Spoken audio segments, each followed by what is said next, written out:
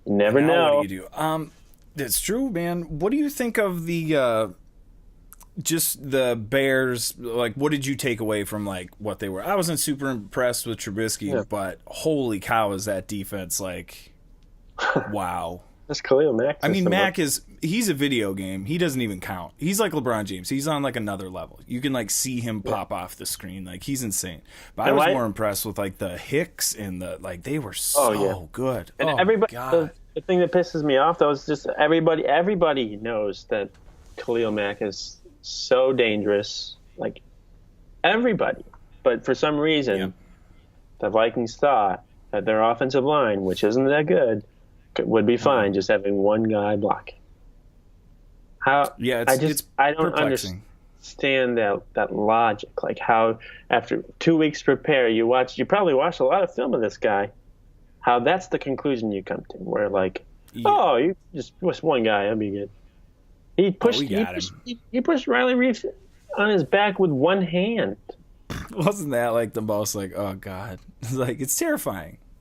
Yeah, like, and the Vikings have to see him twice a year for a Oh while. my God, for a long while. He can't keep that up. He can't be that good forever. That'll only last 3 or 4 years. That video game stuff that he's doing right now, that He's can't not- be a long. I don't know. He's not. He's not that old.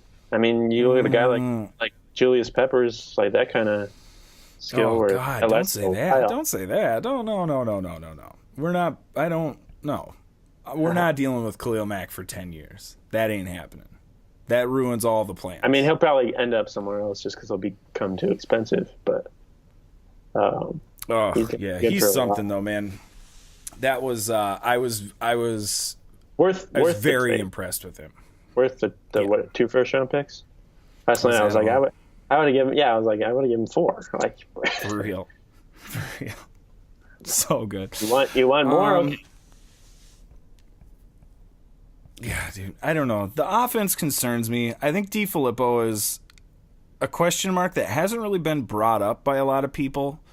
But how can you trust a guy that has no real resume? And from what we've seen of this offense, I just am not that impressed. Like, there's nothing off balance. You know, like I say from time to time, you know, it's like whatever team can dictate what's going to happen. The Vikings offense is always being told, like they're always dealing with. They're always adjusting to what defenses are doing. They're never imposing their will on a defense, it feels like. And that's like a huge concern for a team that's supposed to go to the Super Bowl. That feels like that's a long I feel like a lot way. of it comes down to, you know, them running the ball. As much as DiFilippo likes to pass, when they're successful running the ball, that's when they've been the most successful this year and in the past. So when you get 22 yards rushing, you know, it's gonna be real hard to win the game unless, you know, you're Mike Leach at Washington State.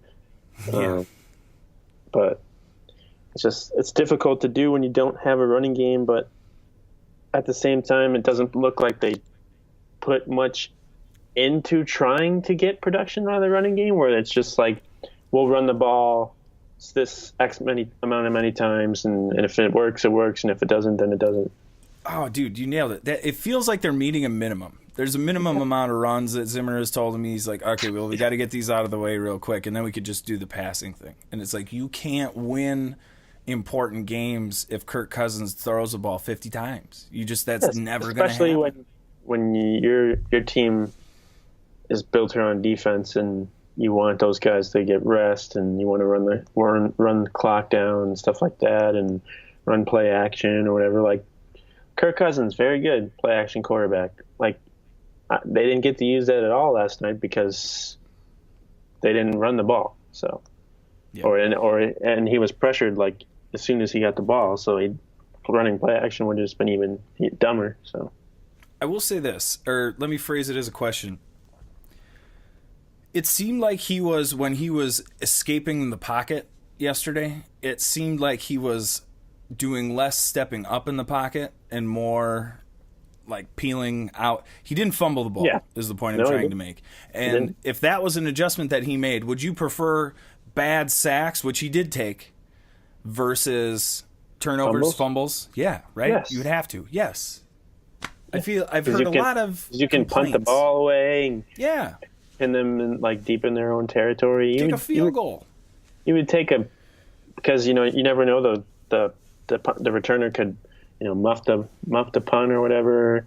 The offense could turn the ball over, as Trubisky tried to do many times last night. Mm-hmm. So yeah, either take the sack or throw it away. Like way better than fumble. So that's a positive to take away from last night, that Kirk Cousins didn't fumble the ball. Didn't fumble, and he was under pressure like all night.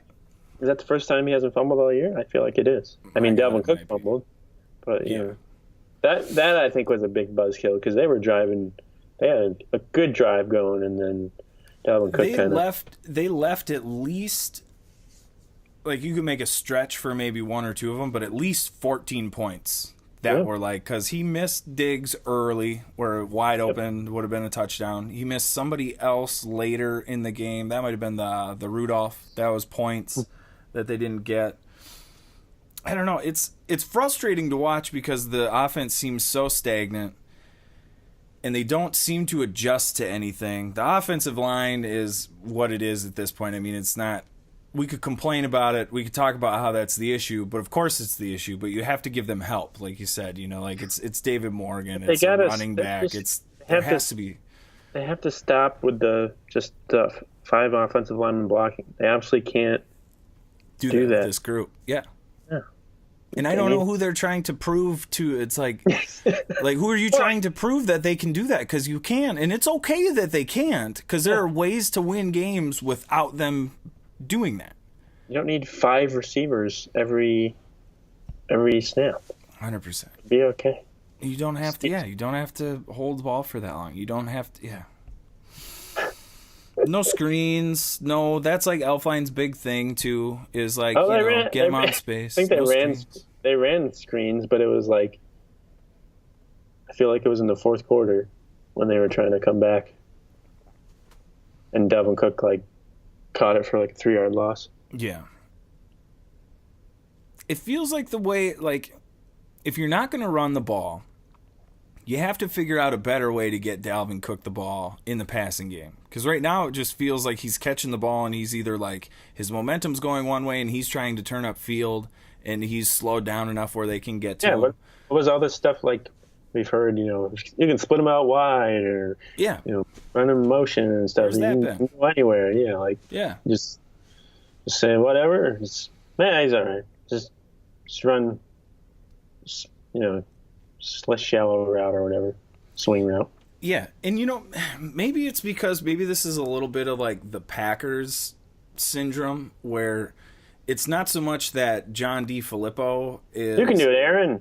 Is outdated, but the rest of the league is progressing so quickly, and the offenses are changing and are becoming so much more creative that guys like McCarthy, guys like DeFilippo, but that's what DeFilippo was supposed to be. That's what I'm saying. But he ain't that, man. He ain't that. Young and creative guy. He was supposed to be this Sean McVay, Matt Nagy kind of guy. But I ain't seeing that at all.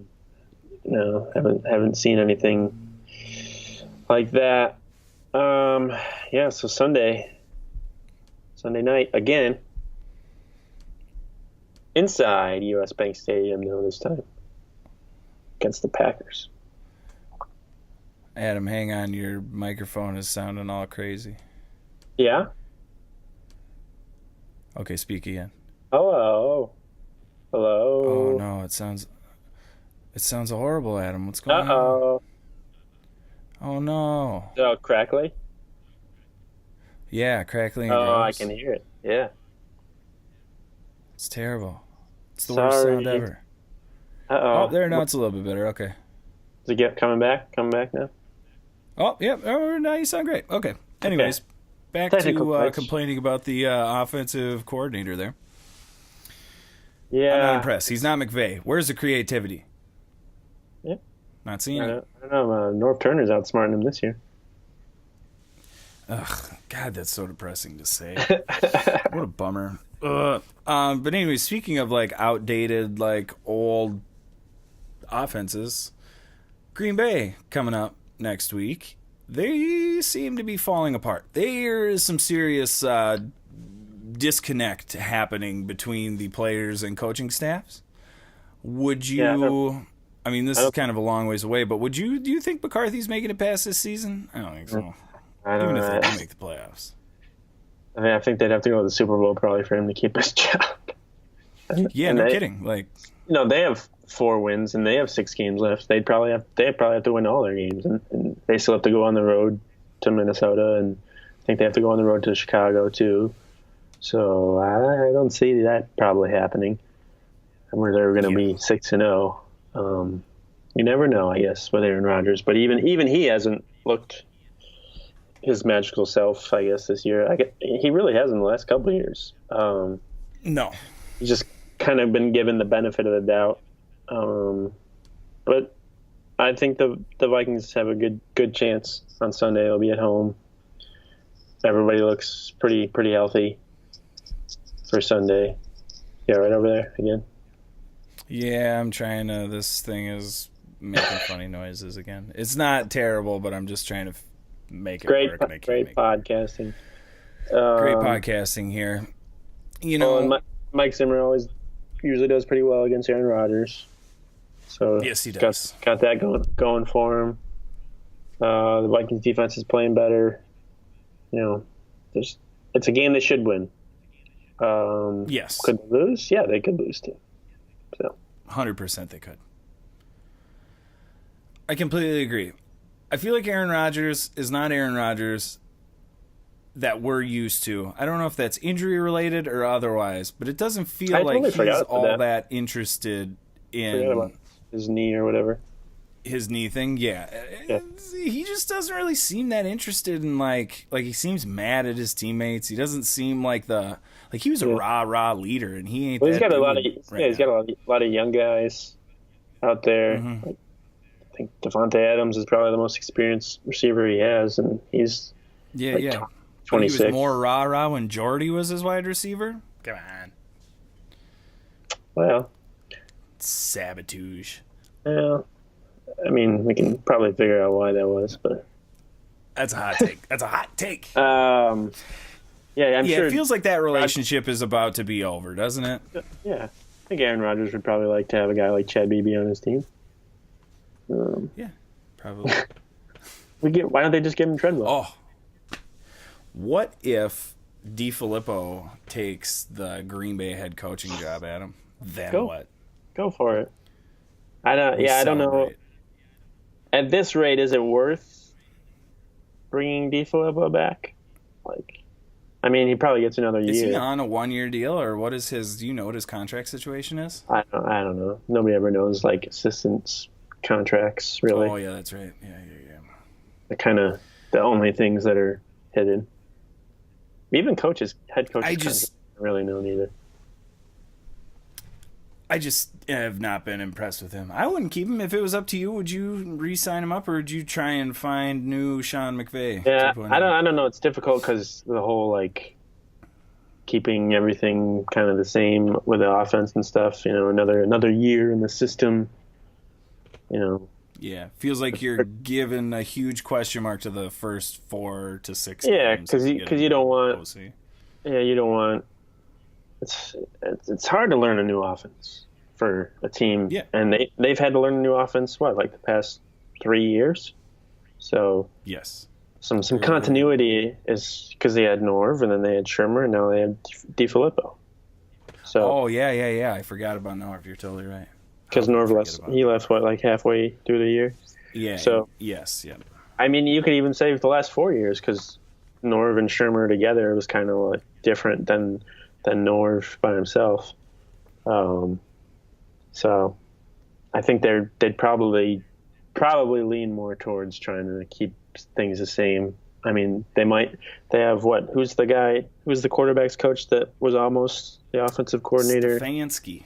Yeah, so they could, keep him there and make him the offensive coordinator, but give him a shot and let him go out and do his thing. He's been there for a while, so he knows what guys what they can do and what they're good at, so that might be something. But I don't know. I don't think anyone would be disappointed if DiFilippo left or the Vikings wanted to look elsewhere. But they'll probably keep him. Yeah, I mean, I kind of hope that they don't, but I think you're right. I don't think they'll let him go after 1 year. Now, will he leave? Very possible. But I think if it was up to the Vikings, they would take him. For sure, especially the Browns. I mean, used to be with the Raiders. That job's not going to open up. I've even heard stuff about Doug Peterson possibly being on the hot seat, but whoa. I mean, they might not make the playoffs. They just won the Super Bowl. Yeah. Man, that's bizarre. It's the NFL. Back to the Packers. What do you foresee happening here? What is your prediction, Adam? Well, it's probably going to be close because it's a divisional game. Mm-hmm. They always are. But I think it'll probably.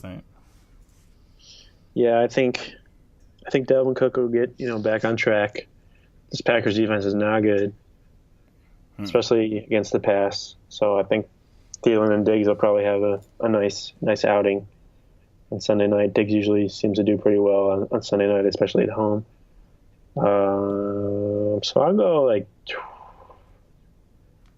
30-21 Vikings. 30-21 Vikings. Hope maybe Barr will get roughing the passer penalty or something. I'm going to do 28-21 Vikings. After that offensive performance, I think you're right. I think they're going to be better than, obviously, they were last night. I think the running game is going to be better. Obviously, they're going to be focusing on that. I think it's going to be easier against the Packers. But I just cannot imagine them scoring 30 points after seeing what I saw. That's recency bias. They're very capable of doing that. I think I saw the Mike Daniels, the Packers defensive tackle, was like their best defensive player. He's gonna miss the game. He's gonna be out for a couple of weeks, so that should be good for Dalvin Cook and for Kirk Cousins not getting pressure in his face all day. But yeah, we'll see. We will see. Who knows? All right, Adam. This clicky thing is bugging me, and I can't take it anymore. Well, so I'm gonna call it. But I've enjoyed our talk. This was This felt good. This was therapeutic, I think, because that was frustrating to watch. It was frustrating. There were a lot of obscenities said in my household last night. Yes, me too. Luckily, a child is not here yet, so he wasn't able to hear those. But I'm sure he still has them in the womb. In his womb. It was bad, man. I definitely woke him up once. Thought I woke them up after the pick six, but did not. Woked. That's my children are woked. Yeah, that's right. They're lit. The kids lit up in there. Yeah, it's totally lit. Hey, well, good episode. Good talking to you. Skull Vikes, let's please play better than we did last time. Please. Please. Let's pray like Cody Parkey. Yes. Skull. Oh, God. Skull Vikes. Later, man.